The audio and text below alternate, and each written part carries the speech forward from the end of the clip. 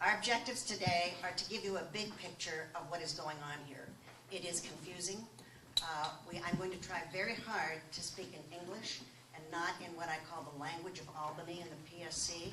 At some point, we will try our best to do a translation, but you're just going to have to bear with us. We want you to see a very strong depth of expertise, which is why we have this really superior group of speakers. When we started this process last fall, for those of you who were involved, we were way ahead of the curve. We have fabulous resources supporting and intervening and trying to cause the Hudson Valley to have a 21st century energy system that hurts no one and helps everyone.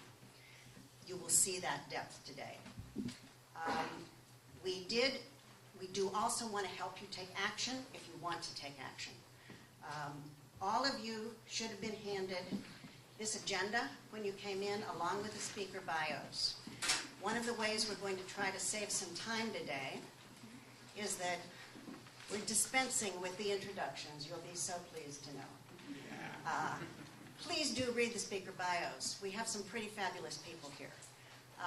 But they are going to give you their name, and then they're going to give you their updates on what is going on. We have, so that the reason for this being handed out was so that you would know where we're going. Nobody's going to stand up in between sessions. We're going to roll as fast as we can so that we can get you to the questions and the comments. There are a number of things that we've provided for you.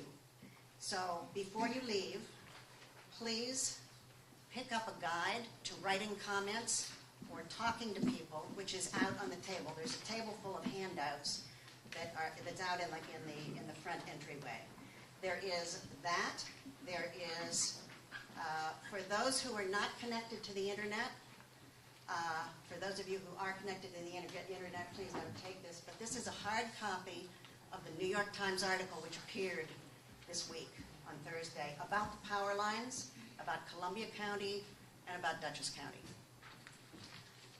We also have information about how to communicate to the governor and to I've learned, we have in New York, believe it or not, an energy czar.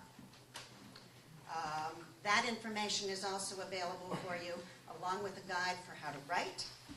And we would really love to have you pick up this document, which is stories of 4 Milan families who are being impacted, I would say injured, by this power line situation. My great thanks to Laura Bressler, who will be joining our team for the panel discussion, for interviewing and writing these. These will be appearing in the press going forward. There are many other stories. We want to hear them all. This is the little job for the contact information for the governor and the energy czar. His name is Richard Kaufman. I'm going to stop commenting on that right there. And this is, thank you to Ned Sullivan and the Coalition, a very, very good guide to how to write letters, emails, or contact people if you choose to do that. We, of course, hope you will. We really want you to do that.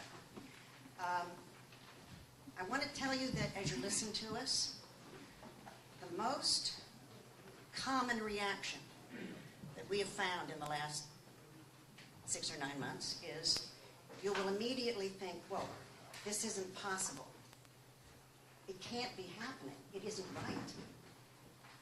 Well, unfortunately, it is happening. It is right. I don't mean that it's right in a moral or ethical or legal or economic sense, but we are not giving you misinformation. We hope that this will motivate you to speak up, to be heard, to become educated, and to move forward so that we can do constructive intervention, which is absolutely essential. Our excellent energy attorney, Mr. Dan Duthie, who is here and will be available for questions on the panel. That's if you don't run out the back door, right, Dan? has described this project succinctly and graphically with a very highly technical term. It is called a mess. It is time for us to help the people in Albany Land. I refer to Albany Land, that is the PSC and the governor. It is time for us to help them improve this and make it not a mess, but something that is right for us. There's one other thing that I will tell you. Every day, information changes about this project. The reason is because this is a development project. For those of you who are engineers or in the technology world or ever built a house, those are development projects. Every single day it changes. Today, we will get this information. Tomorrow, we will get other information. Does that make sense? It does in a development project. The decision of the governor and the PSC was to open this up to let us be part of this development. There are some pretty serious consequences to that. But you need to remember, unless you're going to drive yourself crazy, that this is a development project. You are now in the middle of a development project. That is not necessarily a bad thing. But if you expect answers, and as one very frustrated human said to me, I am determined to get to the bottom of this in the next 20 minutes. Well, we have a problem there.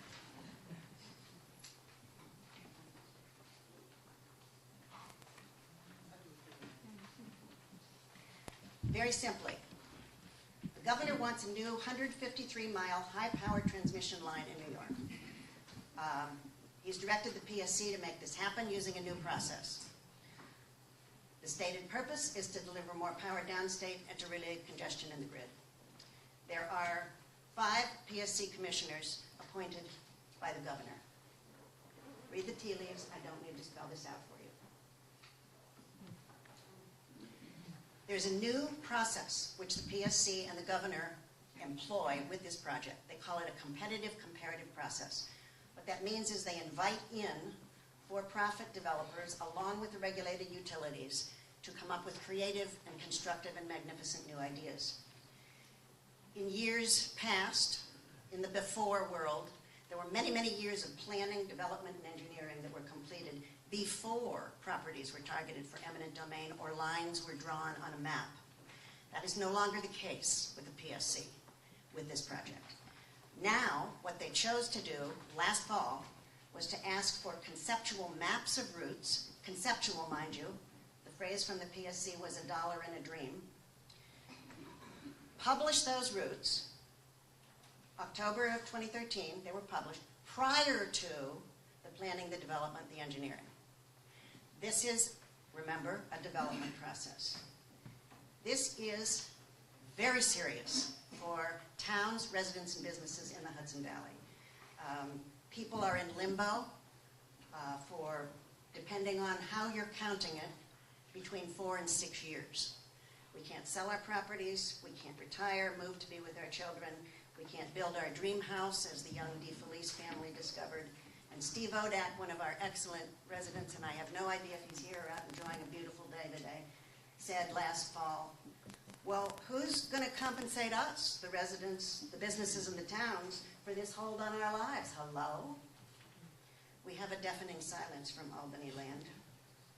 This affects all of us in the Hudson Valley, by the way. I had a Milan resident say to me, well, it really doesn't affect me because my property doesn't abut the power lines. Well, in fact, it really does affect you. It affects you quite seriously relative to small things like taxes, small things like local economies, like tourists. It affects all of us, folks. We are in this boat and we are in it together. And it particularly affects our fabulous, young, vibrant farming business and our heritage, our historical place. This map with the yellow magnificence over there is a map of historical sites in Milan. In 1988, Dutchess County did a superior survey of historical sites in Dutchess County. And this is, it's a beautiful map. This is what we will, of course, propose to the PSC, is honored, and all the applicants, so that none of those historic sites are affected.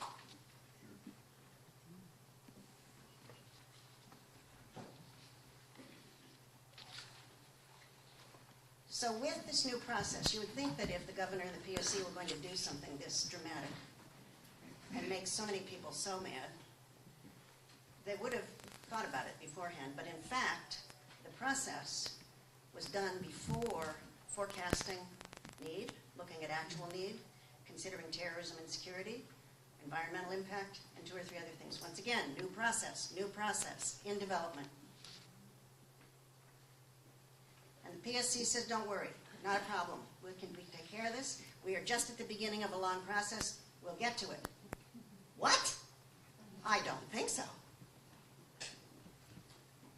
We have in Milan a different situation than anywhere else in the 153 miles. Some of you may know this. Along that entire route, there are 2 corridors, 2 power corridors, for every part of the route except Milan. In Milan, we have 1 corridor. It's 400 feet wide. It's 8 miles long. In that corridor, we have an underground gas line, 4 towers, 6 high power lines. We are the only place where all this comes together. This makes us very concerned to represent our needs, security, terrorism, safety, environment, and many other things, including health. Now, one of the things that you're going to hear from today, one of the people, is going to be our regulated utility, National Grid. I want you to know that they may look like a really good target for your anger and your frustration. But please remember that they are beholden to the governor and the PSC, as all the applicants are. So you might feel better if you take your anger out on them, but I would urge you to understand that this situation in Milan, they are dealing with the same sets of contingencies that we are. So let's make sure we go to the people who are the decision makers. That's the governor and the PSC. Although I will say that I do think it's absolutely egregious that we pay a pittance, we get a pittance in taxes from National Grid because it's fully depreciated. I wish I could pay in taxes what National Grid pays to Milan.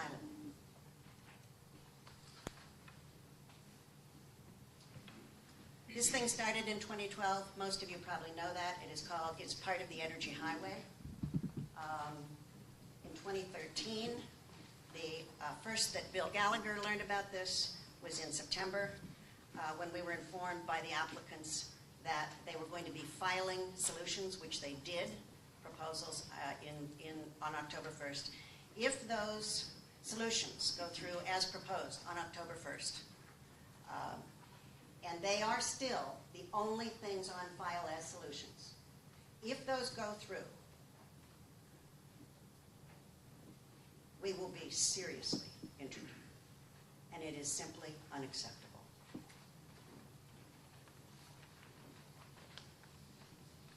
What we have done in Milan is to, as our members in the coalition say, do a discovery process, do research, try to get the facts, try to represent to the elected officials. That's what we've been doing. That's what we're targeted for. We are not, and I know there are some people that are very critical of us for this, we are not yet ready or willing, nor do we feel we have the information that we need to support a particular applicant. There are 4 applicants in total, 3 of whom propose to come through Milan, and if you look at the maps, all 3 of them from last October propose to take land by eminent domain. We, of course, believe we've made progress, and you will hear about progress from National Grid, but right now, those are the solutions that are on file relative to our homes in our town. We have made considerable progress. You were going to hear, I'm not going to go through all of this, but since last fall, we have had very good response from the whole Hudson Valley. There is now a fabulous coalition, which Ned Sullivan, president of Scenic Hudson, will be talking to you about last October, When Bill and I started to call the PSC, we were put into the complaint department, which was really stunning. However, that does not happen anymore. I am so pleased that we have Jim Den here, and he is going to help with comments to the PSC. The PSC is trying to be responsive. We are not funded to take care of this. We have found ways to get money. We applied for what is called intervener funds, and that's how we're funding our attorneys.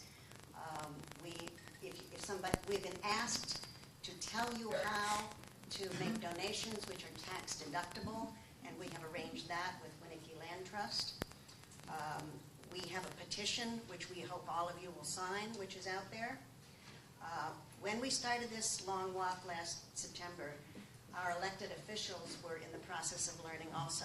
We have had simply superb support from our elected officials, every single one of them. And we are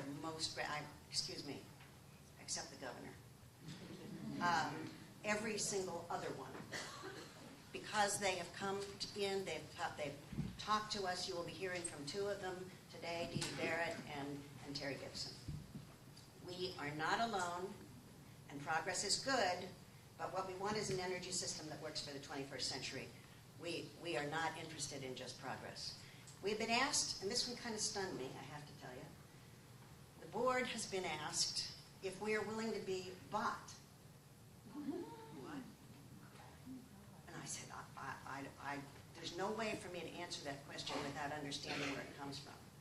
Apparently, there are some folks that understand that it is possible that large amounts of money are going to be offered to selected areas in the Hudson Valley in return for agreeing to something that is taking land or higher towers.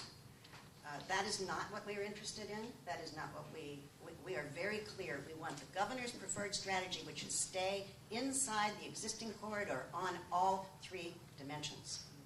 Do this right. We do not want Groundhog Day.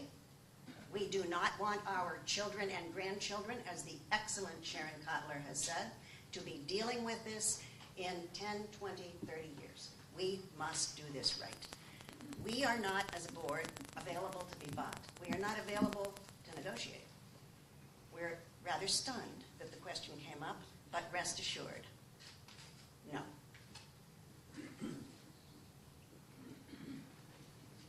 This is what you can do. I've already sung the song. Before you leave, please do it. This is the panel that will be here to answer questions. There probably isn't going to be a question that, if you want us to tell you exactly what's going to happen, we can't answer that question, so please don't ask it. But most of the rest of this you will have, and you see this on your agenda. So you have this list on your agenda. And I would like to point out that we have something new here, which hasn't been at any other place. And it is because we have an absolutely remarkable resident named Gidon Eschel, with a very charming daughter sitting in his lap. And Gidon is going to speak to us as a scientist, as a physicist and a climate scientist, about what this means to the world. I am going to introduce Dee Dee Barrett, who we are so fortunate to have her here. She had a schedule conflict until yesterday, which is why she was not on our printed agenda. She is going to give you a few words of wisdom. You should know that she is doing everything she can to support us. And then I'm going to then Terry Gibson will get up, and then people will just get up and talk. I'm not going to do the introductions. And I thank you all very, very much for being here. Thank you, Marion, and thank you, Bill, and thank all of you for being here. When we were going over notes the other day, I realized that the first letter that I wrote to the PSC was in October of 2013, and we have been writing to the PSC, to FERC, to the county, to every possible person who has influence on this subject for that long, and will continue until we are absolutely clear that our beautiful region, much of which my district is covered by this power line, the Columbia County as well as Dutchess County part, is freed from the threat of anything that would destroy our homes, our farms, our economy, the incredible agricultural business, one of the great success stories that have happened in our region in the last 5 years. These power lines are a serious threat to that, and it's just totally unacceptable that anything would destroy what we have built and what we've supported in our families and in our farms and in our businesses and in our communities for so many years. So this is my commitment to you, representing the 106th Assembly District. But more important is that you are the inspiration for this. You guys have been to meetings, not just here in Milan, but in Clinton and in Livingston and Claverick, and hundreds and hundreds of people. And you know how rural a lot of our districts are, a lot of our regions are. So to get hundreds and hundreds of people out for all of these meetings is enormously inspiring and powerful. And it's the course that you need to stay. We need to continue to have our voices heard, to be vocal, to reach out to the PSC and to the governor. This is a governor who, pays attention to crowds. He wants to be popular. He doesn't want to be criticized. And so this is an opportunity that we have to make sure that this whole region, this Hudson Valley region, is not going to appreciate him messing up what we love and why we love living here. So this is a powerful tool that we all have. We have a great panel here of people who will give you all sorts of other input and feedback. And I just beseech you to continue staying the course and get your voices heard over and over again. Reach out to our office. Ty Stevens is here with me. My office has become sort of a de facto experts on energy issues. I even visited last week the New York Independent Systems Operator on a tour with some of my colleagues from the Assembly. This is not an area that I knew anything about prior to last October, but we've gotten deep into this subject, and we will continue to stay with you and behind you, have your back, and I hope you'll have our back to be sure that none of this comes to pass and destroys what we love about the Hudson Valley. Thank you. Well, good morning, everyone. Thank you so much for letting me stop by here. For those of you that don't know me, my name is Terry Gibson. I'm a New York State Senator representing almost all of Dutchess and one half of Putnam County, and I live in Rhinebeck. I'm also the ranking member of the State Senate Ag Committee, as well as the State Senate Local Government Committee. I want to just be very clear that I do not work for the governor. I do not work for the PSC. I do not report to either one of those entities. I work directly for each of you. And in my role as your advocate, we have taken this issue extremely seriously. It was put into place before we were elected, but as we began to understand what was happening, I instructed my staff to make this a top priority, to reach out in any direction they could to try to get to the bottom of exactly what was going on. It's been very frustrating as a newly elected state senator to discover that we have so little ability to persuade these individuals to stop doing this. This is not something that we have a chance to vote on. It's not something we have a chance to sponsor or co-sponsor. It's taken on a life of its own. It's being directly pushed from the executive branch and from the PSC, entities that are completely separate from the state legislature. But thanks to all of you in this room and all of the advocates that have worked so hard on this, at not only making your voice heard, but making sure that we understood what the issues were, we have been able to bring this process to at least a temporary halt, and bring all the people to the table here today to talk about how we can change directions. It's critically essential that we stop this completely, and I'm completely committed to that. It's been disappointing that the governor has not understood the quality of life here, how much it depends on the land, the agriculture, and the scenic beauty, that's been completely overlooked. It's been disappointing that they have not understood the significance that this is having and continues to have on the property values in the area, and how it has put the property values of everyone who owns property in question. It's been very disappointing.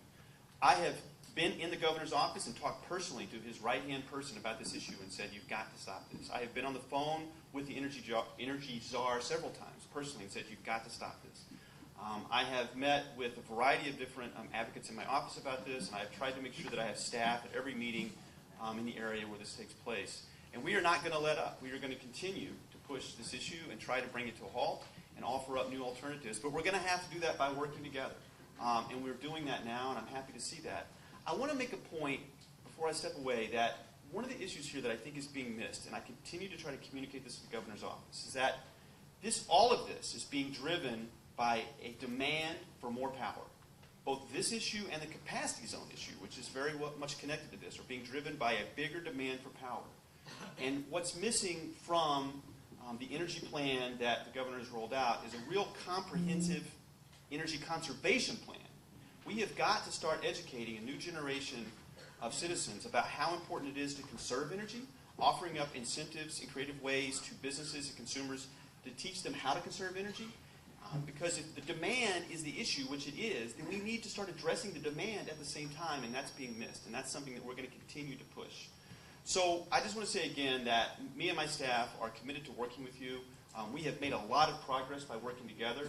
I know that by continuing to work together and having events like this, that we're going to come up with a way to stop this in its place and offer up alternatives that will really put us on the course for a real energy plan that deals with the realities of living in a 21st century environment. So thank you again for letting me be here today, and I look forward to hearing the comments and the questions of others. Thanks. If any of the huddled masses in the back there are interested in a seat, there are still 2 in the front, and I see 2 over here. I won't in any way be offended if you run up to the front and while I'm speaking. My name is Will Yandick. I'm one of your neighbors to the north. I'm the deputy supervisor of the town of Livingston, and my family has run a farm for about 100 years, mixed fruits and vegetables in the northern part of the town of Livingston. In the months since we last met, we've learned more about why the Public Service Commission has argued for this project and how the various utility developers seek to build it. The PSC talks of New York City's growing demand, but in fact many of the power plants south of us are mothballed or operating under capacity. Direct current projects are planned and built in the region without the customers to buy that power. Congestion pricing, which is placed during periods of peak demand, is falling. Engineers tell us that we could close the Indian Point nuclear plant tomorrow and not one light in New York City would flicker out. Energy conservation in the form of more efficient appliances and apartments are growing, and this is ignored in the state's future projection of need. We do not have a supply problem in the state of New York. And except for a few moments during peak demand, mostly during the dog days of August when every walk up in Manhattan cranks their air conditioning up, we don't have a transmission problem either. Even Audrey Zeidelman of the PSC has said we cannot build our way to the future. And the future that she was referring to is one of more local power generation, of fuel cells, alternative energy, and smaller scale power generation closer to the point of customer use. Now these things are not coming as progressive victories. They're not coming because we're embracing a green future. They're coming because simply the technologies are here and they are cheaper and more efficient. Many of us may not know it, but we are living right now during the last dying days of the transmission build-out. So you might wonder, why are we building this AC project now? There's no project, there's no chance for the utilities to rebuild rickety old towers on the ratepayers' dime. No short-term profits, and no assets and investment write-offs to balance their portfolios. We're told that the transmission bottleneck costs New York citizens $600 million a year. But this figure cited by the New York State Independent Systems Operator, a group so thickly staffed by industry utility insiders that they can hardly be called independent. What is new is that National Grid and NextEra have announced that they do not plan to use eminent domain. And I mean this sincerely, this is a very good step in the right direction. But it's important for all of you that took the time here today to come here to understand that this is not the last step. What this really means is instead of building out, they intend to build up. National Grid has told us that we may be able to choose between a 130-foot monopole or a so-called delta monopole of 115 feet.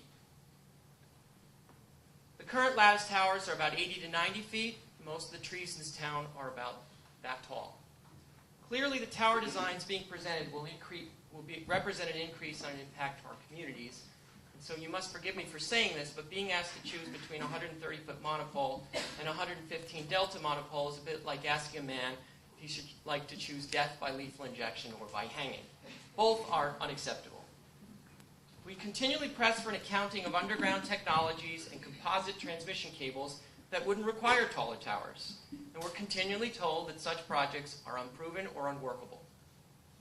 Sometimes we're told it's cost, sometimes engineering and technology, but the fact is neither is true. The lead engineer of North American Transmission, one of the nation's experts on build-out, a man whose company is in this proceeding, has told our coalition that you can bury an AC project up to 40 to 50 miles underground without reaching an engineering limitation requiring a substation. Okay? He conceded that it would be more difficult to move those heavier cables into place, but virtually the same challenges exist to move 130-foot spun concrete monopoles into place. We're told that 153 miles is too long to bury an AC project. So what is an appropriate length? Well, how about 40 to 50 miles, right through the Hudson Valley, the most densely cultural and historic scenic part of the state? A place where views matter because, quite simply, it's our bread and butter. The only three growing sectors of the Hudson Valley economy are food, tourism, and real estate, and this project cuts to the heart of all three of those. And so don't let the formal process of this procedure lull us into accepting a solution from a buffet of bad options. This is our community, and we continue to make a very simple demand. If we must live next to it, if we must ultimately pay for it, if we must bear all of the costs and receive but few benefits, then we should have a say in how it's used. So why, when we repeatedly talk of innovation, do we constantly get more talk of towers? Is it that the utilities are cost-conscious, that they're afraid of having the highest bid in a competitive procedure? You might think this, but National Grid, who already owns the right-of-way in the clear and was frankly proposing decades-old technology in towers, still comes up as the most expensive project at $1.3 billion. A project so bloated that every member of the conglomerate Transco is assured a piece of the pie. And what value do we get for this project? Let me give you an example. For $1.3 billion that Transco proposes for this project, we could literally buy an Energy Star rated air conditioner for every single one of New York City's 3.3 million household units as listed in the 2010 census. Yes! That would be a peak demand problem solved. So you see, the dirty secret at the utilities is that cost projects are, in fact, very little concern to them. In fact, the bigger the project, the bigger the payoff. And remember that it's you and I, the ratepayer, that is ultimately going to pick up the entire check. And so the only limitation is political. At what point does the project become so expensive that the PSC won't approve it? Now, the PSC has called this a competitive process. But in order for this to be true, each of the other applicants need assurance that they, too, could have access to the right-of-way that National Grid and Central Hudson owns. And so we asked National Grid this. Would the other companies be allowed to use your right-of-way? And they said, no, we own the right-of-way, we have for 80 years, we maintain it, we pay taxes on it, and we will fight tooth and nail in court anyone that tries to use it. I find that interesting, because I own my farm. My family has for 100 years. We have certainly paid taxes and maintained it, and no one has ever said to my family that a utility could not take my land if and when it was needed. And moreover, the so-called taxes and maintenance fees that National Grid says they pay are rolled into your monthly bill each month. Ladies and gentlemen, we own the right-of-way because we pay for it. And it was taken from my family 80 years ago and from many others for the public good. Why would we not have a say in how it's used? So in closing, what do we want from the PSC? More evidence that you're working in the interest of the public and not the utilities. Cost analyses discounted, not in years, but decades for underground technologies and composite lines, because that is how long it will take to understand their value. And a commitment to a solution that at the very least does not produce something any worse than what we already have. What do we want from the governor?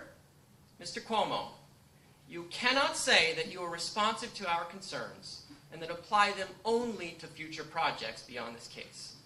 You cannot abandon this process to the judges and rulemakers to do all the politically unpleasant work. You cannot promise a project for the utilities, ultimately defined by the utilities and designed by the utilities, and say that you want a 21st century energy plan for the people of New York whom you serve and who elected you. So in short, transmission and utility proceedings are exceedingly technical and complicated. So why don't we keep this simple for everybody involved? Build something that is no taller and no wider, put it underground, or don't build it at all. Thank you.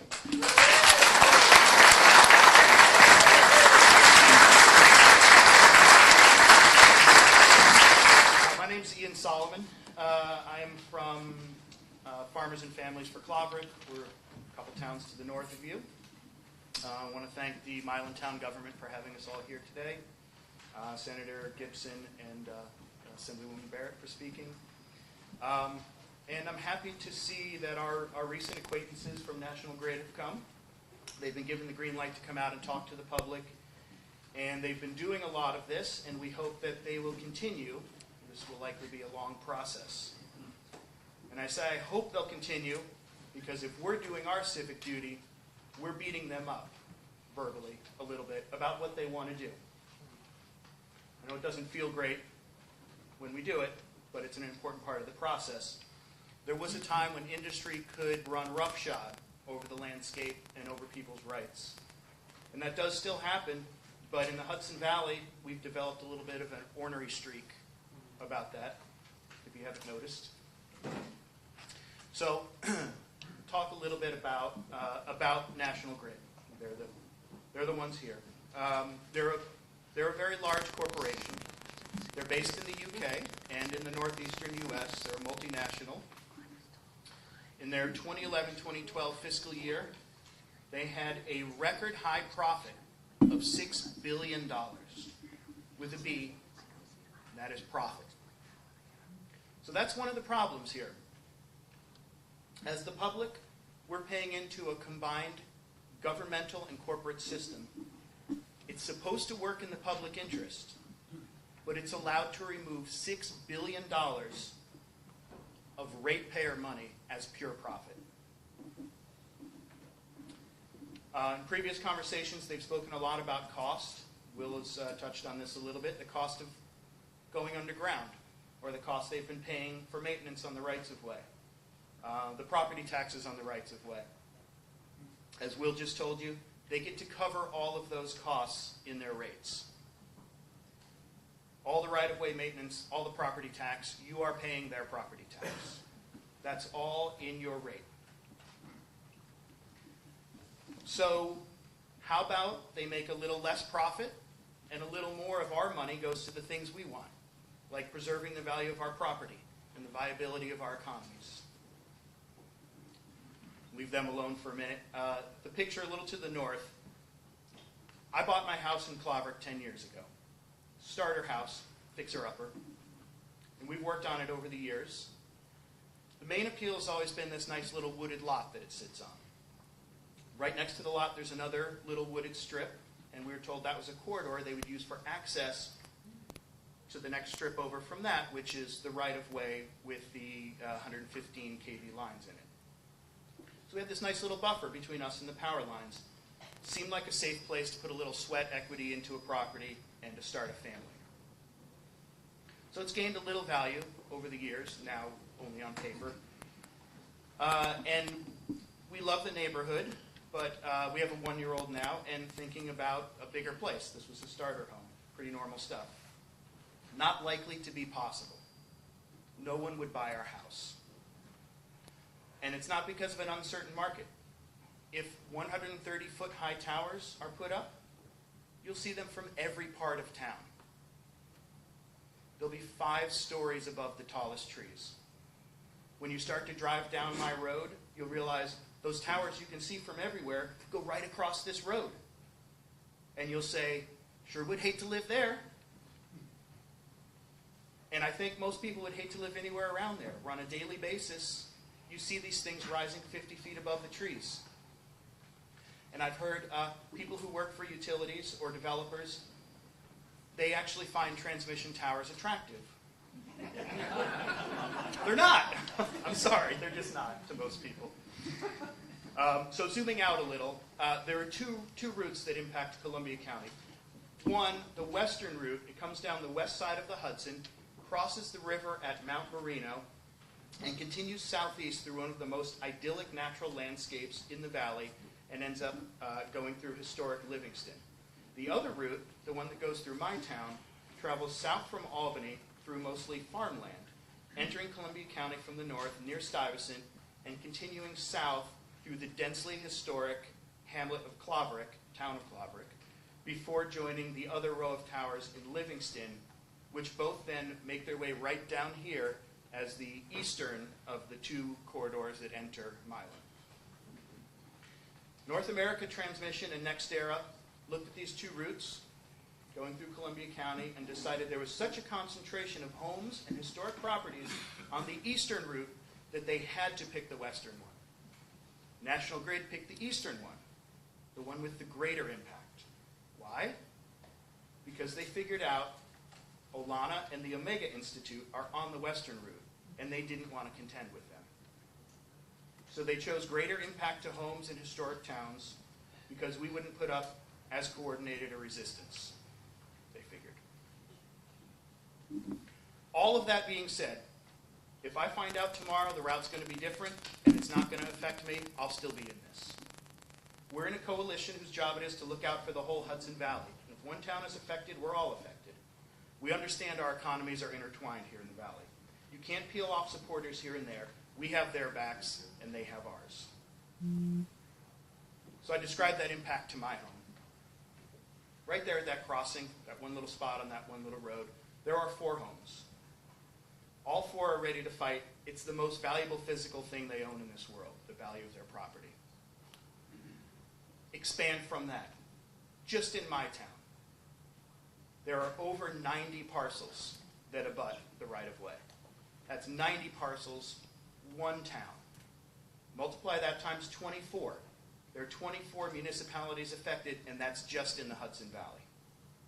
So this is a project with major impact. Whatever is put up now is going to still be there potentially 100 years from now. So we don't want them to flip through their tower structure book and pick one that meets regulations. We want a solution that people 100 years from now will be happy we went with. I know they'd prefer we trust them to learn what we want and deliver it. I'm going to ask if that sounds like a good idea. Take a look at the double rows of towers that go up and down the hills around Olana. Nobody seemed concerned about those the first time around. The ones that loom over the back roads in Livingston, how do you think they did with that trust the first time? The Hudson Valley is a natural area of major regional and national significance. Do they know that? It doesn't look like it. So when you listen to them speak in a little while, you'll hear lots of things that sound reasonable. That's what they're here for. Their goal is to have you walk out of the room today and say, they seemed reasonable. And as people, sure, probably rational and reasonable, have to get the oil changed in the car or deal with a sick kid, try to take the family on vacation. And they have jobs, like we do. And right now, their jobs revolve around selling this thing to you. The more they can convince you to get behind this, the better they have done at their job. So let's be clear what's at stake. On the one side, your home, your farm, your property value, your town's economic viability. On the other side, their job performance. So to our utility company people here, I would say the following. You're starting to do the right thing by talking to the people and listening. Now let's get serious. Let's see money spent on things people actually want and not spent where it's not needed. Let's see some recognition of the fact that it's our money. So as the people who are paying, we want to say in how our money is spent. Whoever does this and however it's done, you'll make money. It's built into the rate system. Seem to have a good track record with money stuff. It's important to remember that this is functionally a public works project. You're given the unique government-like privilege of billing citizens back for money spent on improvements, and you have the distinct private sector privilege of making a healthy profit on it. In your exercise of those privileges, it's only natural and fair that you undergo some rigorous examination by the public, and that ultimately the wishes of your financial backers, the public, are carried out. Thanks. Climate change person, and I want to start by recognizing Marion and Bill. Of course, not all towns are lucky enough to have that, and that's a distinction of our town for which we should be really thankful. So that's number one. Number two, I want to emphasize that this topic has been foisted onto my docket. It's not what I do for a living. I do other things, mostly to do with fundamental climate science.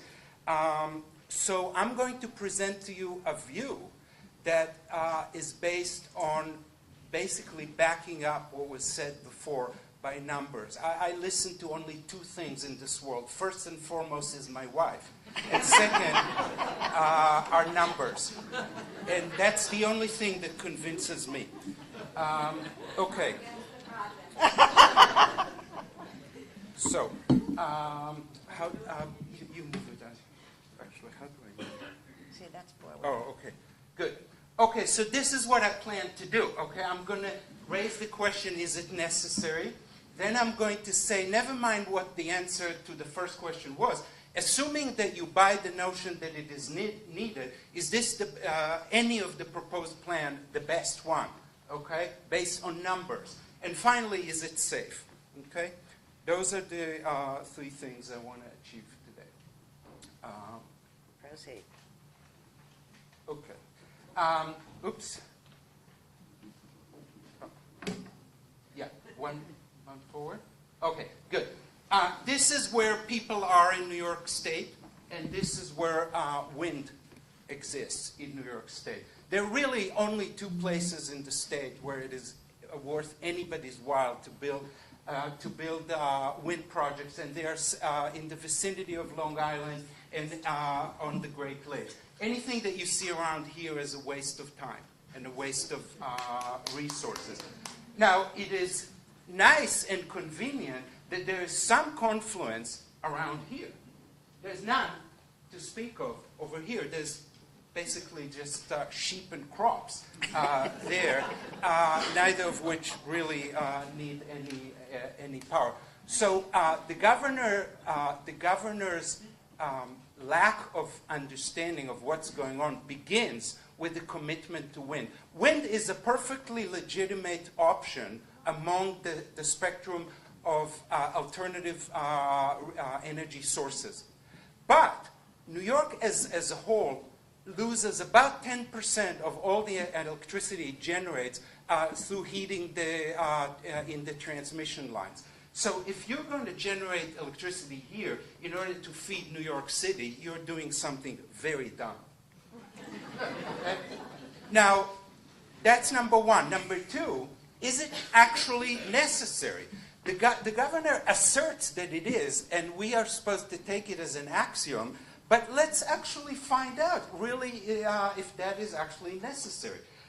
This is a perfectly reputed an analytic firm in Cambridge, Mass., from which I took the information that I'm about to share with you.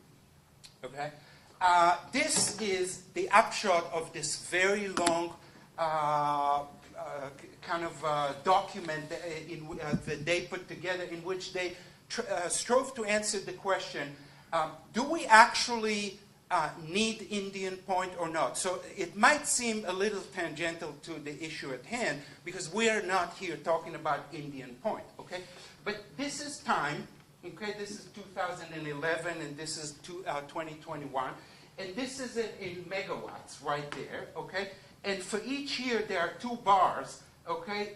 The green one is when, assuming that Indian Point goes extinct. And that's the green one, and the blue one is with Indian Point present.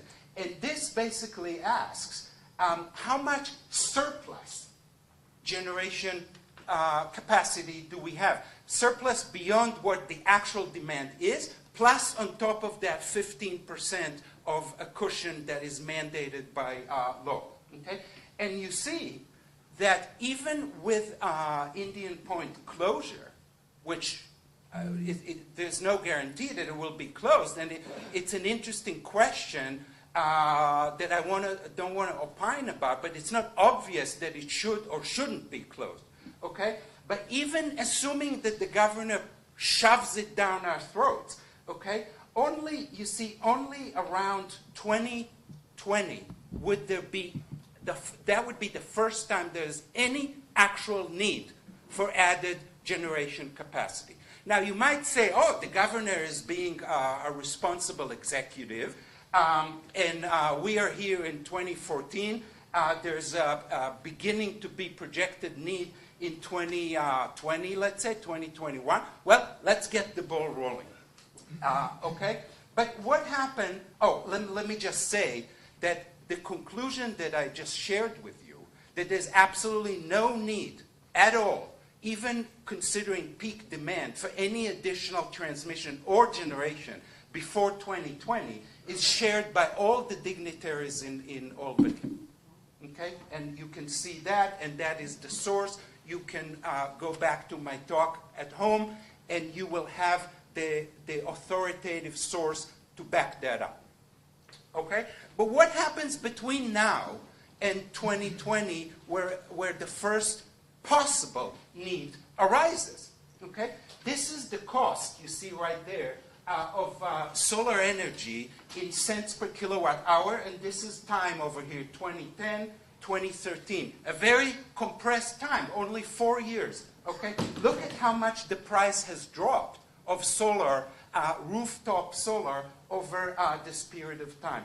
Now, take this line right here is the goal of 6 cents per kilowatt hour in 2020, which you see we have gone a good half of the way already in only 4 years toward. Okay? So this is, again, a very interesting analysis by John Farrell from this company called Clean Technica. And he's asking this. Again, this is time in years over here. Okay? And this is how many Americans are going to live in places, towns, and cities in which solar becomes competitive with coal-based electricity, based purely on economics, no incentives, no subsidy, none of those things. Okay?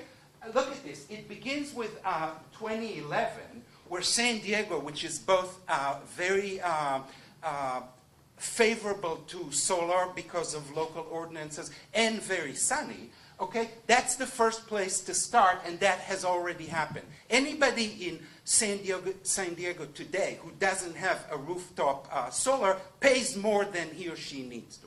Okay? The second place in the nation that reaches price parity, you got it, New York City. When? Just around now. Okay? So, and by New York City, we don't mean only Manhattan. We mean all of Western Long Island, all of Westchester, all of the area around here, everywhere within the corridor of relevance. Okay? So now, this is the projection of what the map of the U.S. would look like. This is what it looks like now. And New York vaguely stands up as somewhat of an interesting place in terms of solar energy generation at this rate. This is what it is projected to look like in 2022, only a year after the projected need first arises, if Indian Point goes dead. Look at this. New York has now an added, on top of everything else that we have, added generation capacity of 5,000 megawatts. That's far in excess of any need that may arise, even if Indian Point is gone.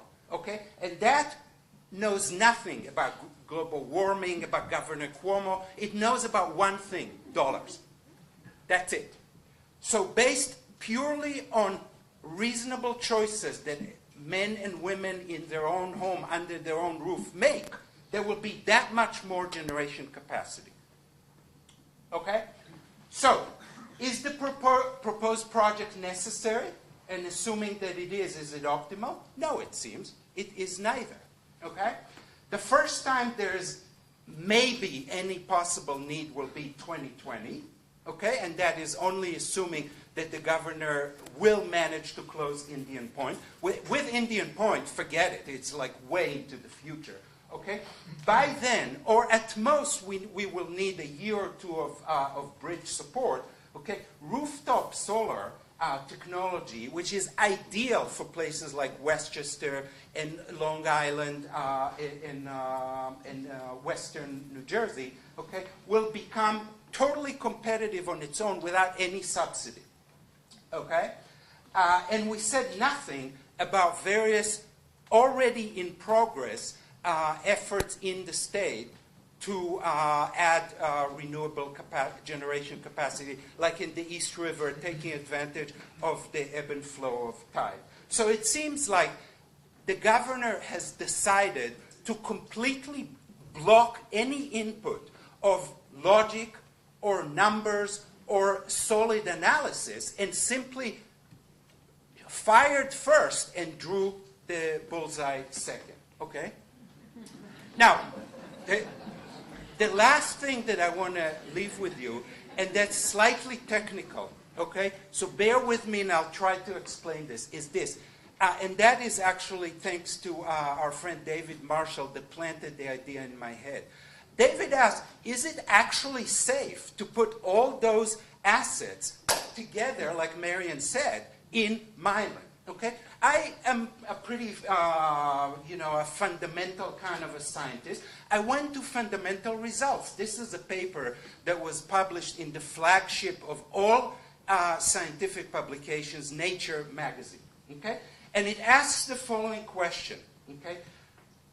Consider two different kinds of networks. One like this, the other like this. Let's call this homogeneous because most nodes in this have more or less the same number of connections. Okay, so think about this as people, okay? And, every dot is a person, and the connections are the personal connections between any two individuals. Okay, like this one and this one know each other from college or something like that. This is what many natural and artificial networks actually look like, and that is quite different from that. It's a heterogeneous network in which you have some nodes that are highly connected while others are not really that connected. Think about, for example, when you go to the internet, do you first go to my website or do you first go to Gmail or Tumblr or Facebook? Those are the highly connected nodes. Okay? I hope that makes sense. Okay, so let's move on. Now, this asks answers the question, or two questions, about the robustness of communication in those networks under two distinct eventualities. One is a random failure. It is when you anytime you go on the internet, some websites are down. Okay? That's random. The other eventuality is a deliberate attack. If you are an Al-Qaeda operative, you don't go and pick some random target. You go to the target that you know will hurt the most, right? So this is a measure of how robust the network functioning is under the considered attack or failure, okay? It's the dimension, the diameter of the network. If you know the famous place 6 degrees of separation, for that network, the value will be 6. Okay, so it's how many connections you need to go to a next person that you know nothing about previously. Okay, and when you think about, for example, if you needed, in order to get to Google webpage, you needed to go first to Facebook and then to Tumblr, and from there, this way and that, you know that the likelihood that you will enjoy a smooth surfing experience is very low, okay? So the higher the number, the higher the vulnerability to attack or failure, okay? And this is how the fraction of the nodes that are taken out either maliciously or by chance, okay? And you see that the fraction is very low, okay? This is the heterogeneous network. And what you see from that, because the diameter of the network becomes larger, it means that instead of you connecting directly to Google, you have to go through all these circuitous paths in order to get to it. That slows down the communication and reduces efficiency dramatically. Okay? This is the homogeneous network. It doesn't matter if you attack it maliciously or it fails naturally. It just rises very slowly. This is the heterogeneous one. That is the model that the governor and the PSC have in mind, and that is almost ingeniously designed to maximize its vulnerability to a malicious attack. Okay? So is it safe? Absolutely not. This is optimally designed to make it least robust under attack. Okay, so in summary, this project has been expecting, the people who have propelled this project have been expecting us to simply buy the notion that this is needed. I am here to say that it is not needed based on simple arithmetic. That's number one. Okay? Even if you don't, if you reject my previous conclusion, it is incredibly poorly conceived because we used to need to have this model of generating a lot of electricity someplace and distributing it with high voltage power lines. We are now in the first generation where this is a choice. We don't need to do this, but the governor insists on continuing to do this. This is folly. Okay? And if you do that, and if you design it that way, you can rest assured that this will rise on the monitors of all kinds of dubious parties that are trying to make life in America less happy, because this is a low-hanging fruit for inflicting a lot of damage with very little effort. Thank you.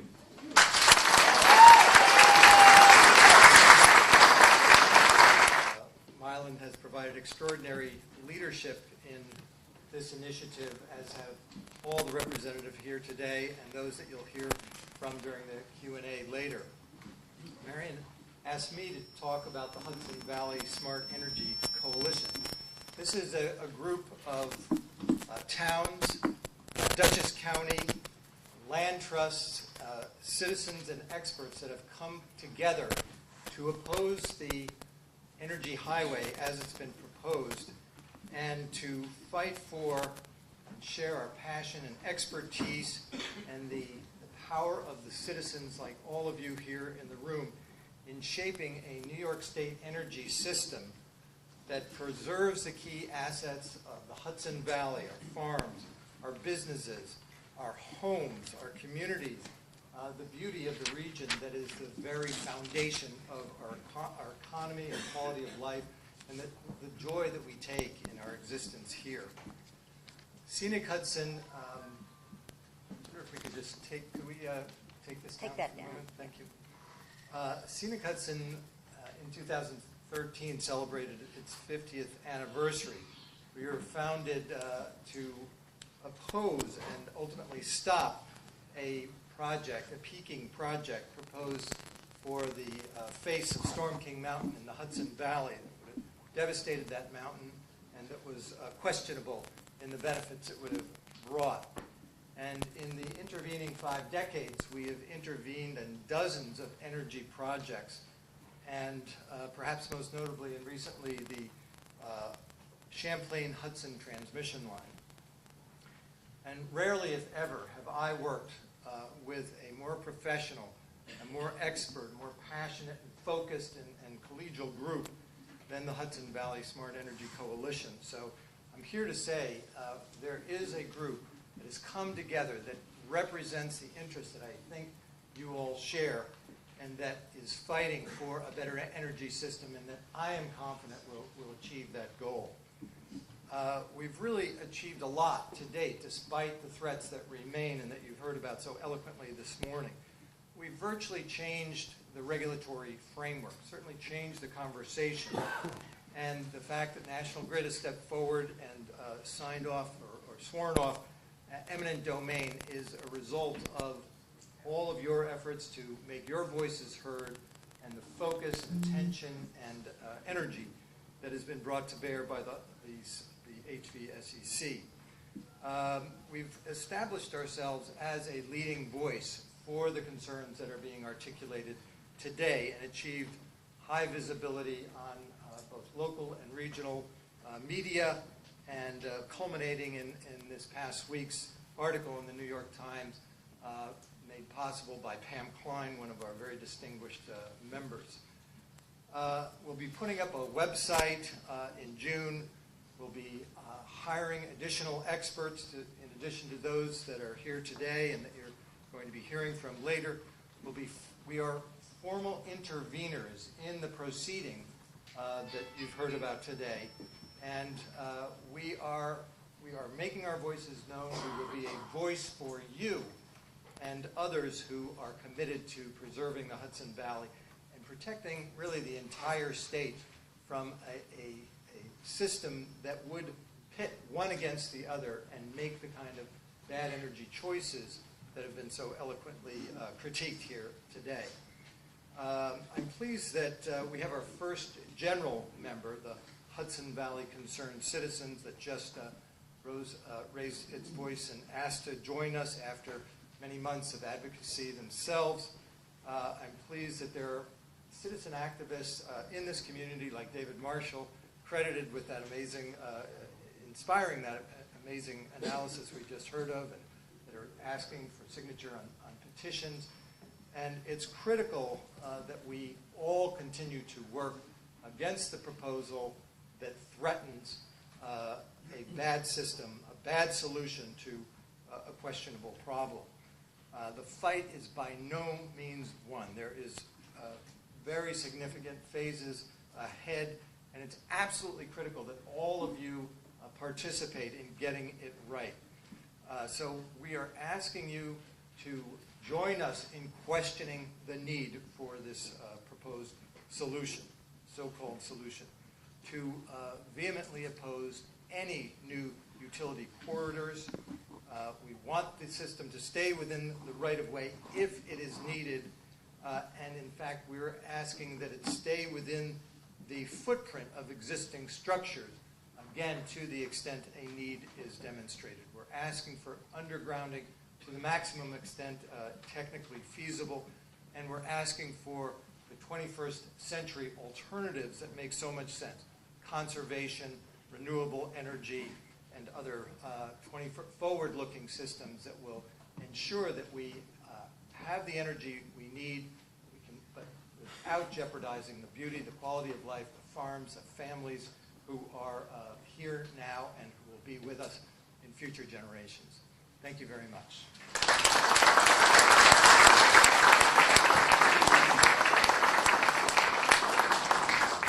Good morning.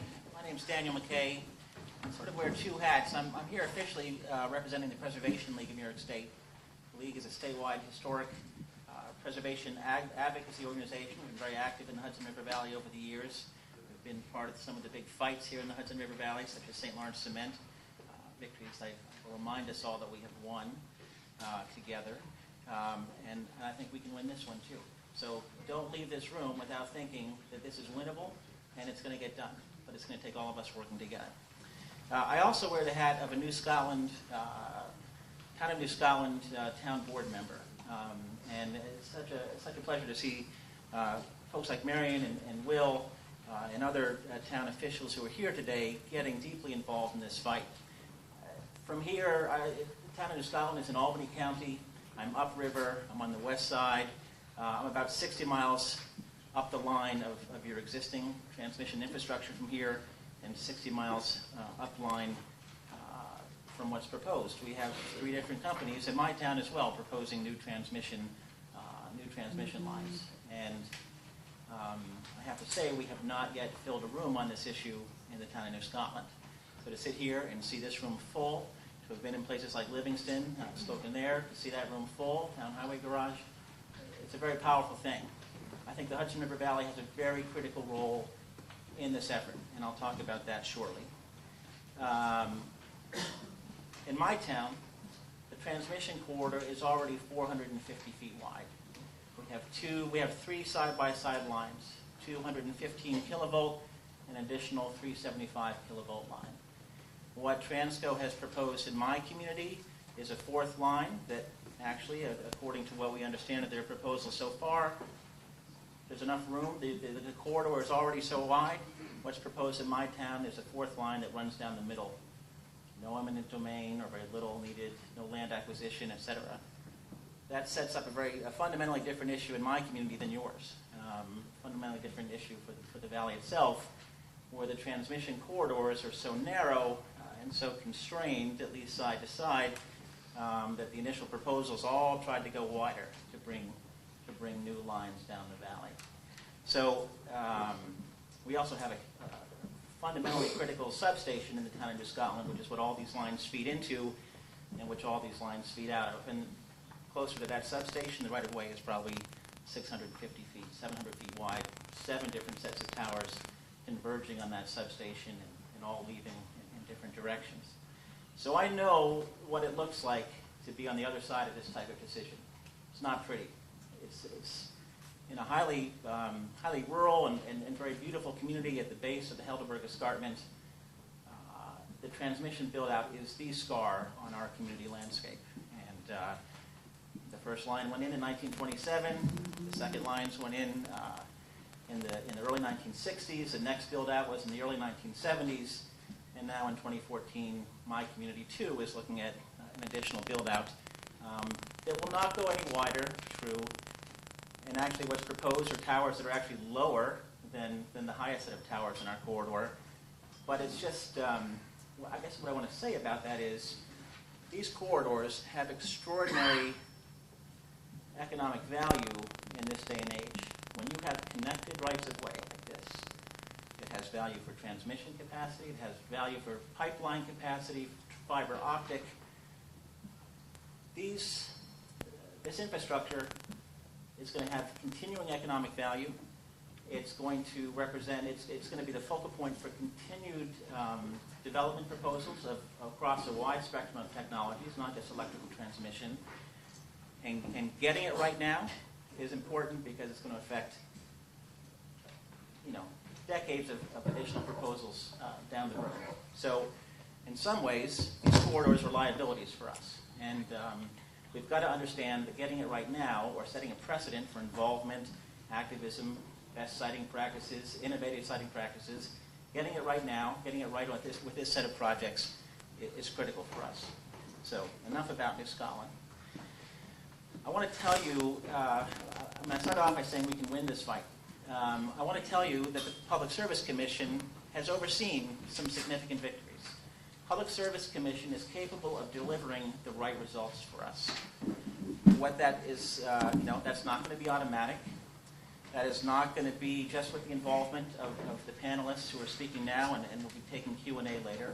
That's going to take everyone working together, the coalition that Ned referred to, individual communities and town boards stepping into this process, local citizens participating with phone calls, email, and letters. It's going to take all of us working together, but the PSC can deliver the right result here. The Preservation League was very involved, is still very involved in a transmission siting issue up in the town of Ghent in northern Columbia County. And if you want the story, it's best encapsulated at the Protected Ghent website. What was proposed up there was a 115 kilovolt line. That's smaller in terms of transmission capacity, and it's smaller in terms of tower heights and right-of-way width than what we're dealing with this set of proposals. What was proposed was a new transmission line, 115 kilovolts, on a virgin route, a route that had no, a straight shot across this historic valley, historic homes, agricultural properties, cultural properties such as Art Omai, a new route where no existing transmission had previously existed. And we were concerned about the historic and cultural resource impacts from that route, began working with the local advocacy organization to assess those. And as part of the process, again, PSC managed, the utility surveyed historic and cultural resources along that route and said, wow, on this 11-mile route, there are 10 historic properties that might be impacted, either directly because we're putting a tower on their property or want to, or they'll see it from their house or whatever. That was a very dramatic undercount of historic and cultural resources along that route. Working with the State Preservation Office, working with consultants, working with the Preservation League, the local advocates there did their own survey, professional survey, and found about 115 historic and cultural resources along that 11-mile route. And that just goes to show, PSC asked for a historic and cultural resource survey from the utility. The utility provided it. Their count was 10. Local community got involved, brought in their own experts, worked with other state agencies, and their count was 115. this PSC is right to ask about the impacts to historic and cultural resources. Historic and cultural resources are capable of dramatically impacting the type of siting decision and location and build-out that we're dealing with this project. They're right to ask for it. It's state and federal law that they do ask for it. The correction, the way we got from 10 identified historic resources to 115 was because of community involvement, local organizing, an accurate count that I think we're on the verge of seeing a very dramatic, it informed a very dramatic proposed re-engineering of that project. And I think we're on the verge of hearing from PSC that the alternative engineering, 34.5 kilovolt line that follows existing, the existing, utilities on the streets, honors property lines such as that, much lower in height. I mean, it looks like a typical telephone or electrical pole. I think that's the solution we're going to get in the town of Ghent. And that took a lot of effort. On this route, given the length of these proposals, it's all the more important that community effort occur across the width and breadth of issues, and particularly important in terms of historic and cultural resources. Marion brought this map. The county, Dutchess County, undertook a survey here in the town of Milan in 1986, and I think that's a key resource that's going to be very influential in this project. This is, I will end by saying I think, the Hudson Valley is one of the most densely historic parts of New York State. That's not to slight the Mohawk Valley, where these proposed lines, where these lines have also been proposed. The projects that affect you here in Dutchess County are basically connecting a substation in the Utica-Rome area on the west end of the Mohawk Valley with the Metro New York region. The transmission corridor is wide enough from my community west along the Mohawk Valley that the impacts look very different. The impacts arguably are less. But when you get into Columbia County, when you get into Dutchess County with these proposals, you're looking at narrow rights-of-way, and if you're not going to go wider, which now the utilities seem to be committing to, you're going to have to go higher, unless you do something that we haven't seen before in New York, unless you take the next step forward with transmission siting in New York, which means you go underground or you find other solutions. I want to say that the Hudson Valley is a world-class region in terms of agricultural resources, historic resources, cultural resources. What we have here in New York is a region that needs an extra level of recognition, an extra level of protection. It actually has that in several formats. Hudson River Valley Greenway designations that exist for communities and counties up and down the river. National Historic Corridor designation, which is the highest level. Hundreds of National Register designations, tens of National Historic Landmark designations up and down the valley. Probably thousands of National Register eligible structures, which are old enough but have not been actually formally listed on the state and national registers of historic places. This is a densely historic part of New York. It's a world-class part of New York. You know that because you live here. You know the very pieces of that, as Will and others have pointed out, the agricultural components, our main streets, the historic resources here. And so I guess my point is, a world-class region such as this deserves a world-class solution. And so the standard answer of another set of lines, a taller set of lines, is not going to suffice here. There may be additional expenses from that. We're hearing wildly varying estimates as to what the actual cost of undergrounding lines might be, and this all presumes that there's need. And I think the coalition is by no means assuming there is need here. But if there's going to be a build-out, it has to be a world-class build-out. It's got to look different than what's happened before. Because what's happened before in Milan, in Dutchess County, in Columbia County, in my town, is a scar. And Milan actually has two scars entering from the north, one big scar, and then it diverges to two scars again. So we want a world-class solution here. And, what we're seeing here is the argument that there's sort of 21st century generation sources, wind power and other new stuff coming online in central and western New York. And we're seeing 21st century uses downstate. Maybe we're seeing energy efficiency, but we're stuck with an early 20th century connection between the two. We're still building power lines the way we used to in New York. And what we have here is aging infrastructure that needs to be updated, appears to need to be replaced, but let's replace it with an innovative solution as opposed to just falling back on what we've done all along. There are vulnerabilities, not only from as strategic targets, but from weather conditions, extreme weather conditions, of which we are in a new era. I think we need to do something differently. I think this region of the state deserves something differently. I will argue, I've said this before, I will say it again, in my town of New Scotland, where the right-of-way is already so wide, that fourth line above ground can fit in without impacting really any new property owners or existing property owners or butters. I don't really have the leverage to argue for something new. There's room for the standard solution in my town, unfortunately. Here, if you're risking going wider, or if you're at risk of going taller, then I think you need to demand something better, because you don't want to lose ground to either of those. You don't want to go wider, and you don't want to go taller, because those impacts are extraordinary. So I think this is not about trying to solve, the innovation that's needed. The costs that might be associated with that innovation are not the costs of connecting Rome and Utica with New York City. It's really about getting an optimal solution for the Hudson River Valley specifically, because I think you have something special here.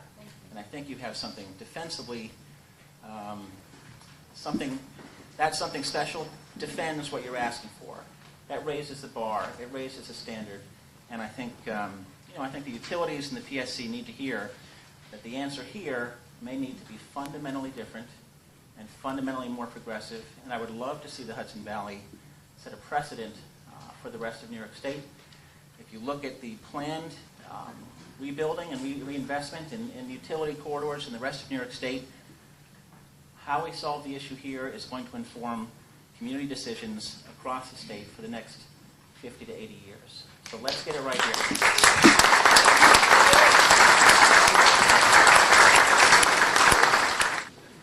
Good afternoon.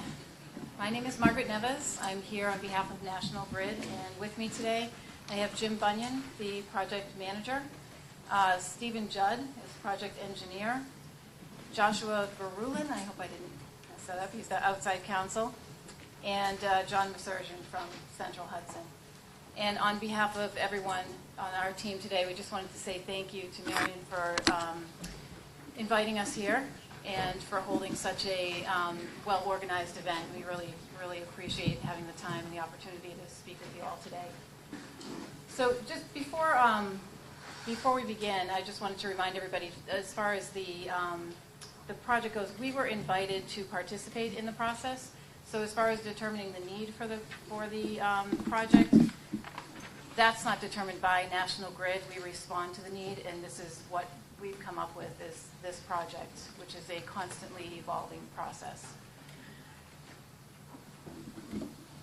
So when we began our outreach on this project, we made the commitment to listen to everyone's concerns and try to work with people and evolve the project as best we could.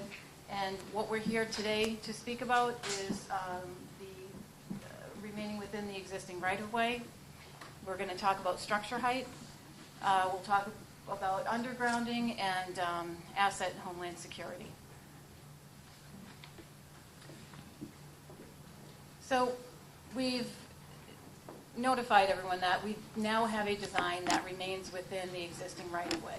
So what does that mean? The right-of-way is the actual land area that is acquired for a specific purpose.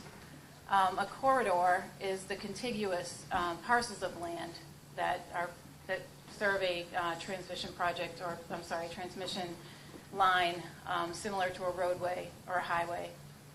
An easement is a right over someone else's property, and fee is absolute property ownership. So the existing right-of-way within the town of Milan is approximately 400 feet wide, and over the course of the 153 miles of this project, National Grid primarily owns that corridor in fee. So here in Milan, you've got one corridor that comes in from Claremont, and another with, this has the 345 kVs, this houses the 115 kV lines. It joins here for approximately 7 miles and then separates again into the town of Clinton. So this is the majority of that segment in Milan. You've got your two 345 kV structures and the two 115 kV structures within that, the joined corridor.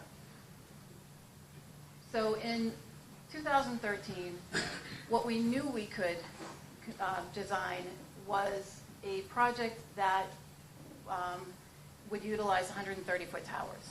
And as I said, this project is constantly evolving. And so what we have today for this majority section of the town of Milan is a 110-foot structure. And as you can see, this structure to the far right is the existing 100 feet, 95, the proposed new structure of 110, and then the structure, the 115 kV structure, is 80 feet currently.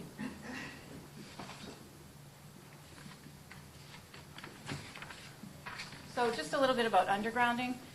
The requirement for this project is an AC project. And the length of this project, 153 miles, makes undergrounding the entire route impractical for a couple of reasons, for several reasons actually. But the transfer capacity is decreased along such a lengthy, or along such a length. And also, your efficiency is compromised. There are studies that go along with this process that are being conducted. One of them is undergrounding analysis. And part of that is to, look at the small segments that were discussed and, analyze all the various possibilities. And those results will be part of the Part B filing. So Marion asked me to talk a little bit about Homeland Security because this town does have several lines running through it. And National Grid has technology which monitors load flow. Unplanned fluctuations will send alarms to control centers, and reactions then begin for that. In addition, they do helicopter patrols, manual inspections. They collaborate with FERC, the FBI, and Department of Homeland Security. The security personnel at National Grid is constantly being trained in new methodologies and concerns. And we also coordinate with local police departments when necessary. And also everyone at National Grid, anyone who works for National Grid or is a consultant for National Grid, they have to abide by very strict security measures, and they have to notify if there's any sort of a near-miss incident. If they see something that doesn't look quite right, they are required to notify the appropriate personnel at National Grid.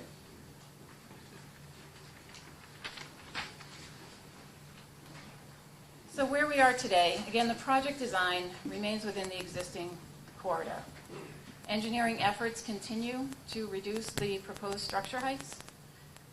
Economic, environmental, EMF studies being performed, and those will be included in Part B.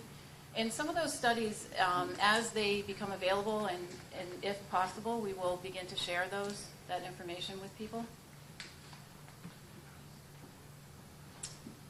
Again, what we're doing now is evaluating alternatives to be sure that what we are putting forward is the absolute best project. We'll provide updates and information as everything becomes available. We're going to continue these types of meetings to solicit input, continue our public outreach, and ultimately, end of the day, what we want from this is to present the best project, do it once, and do it right.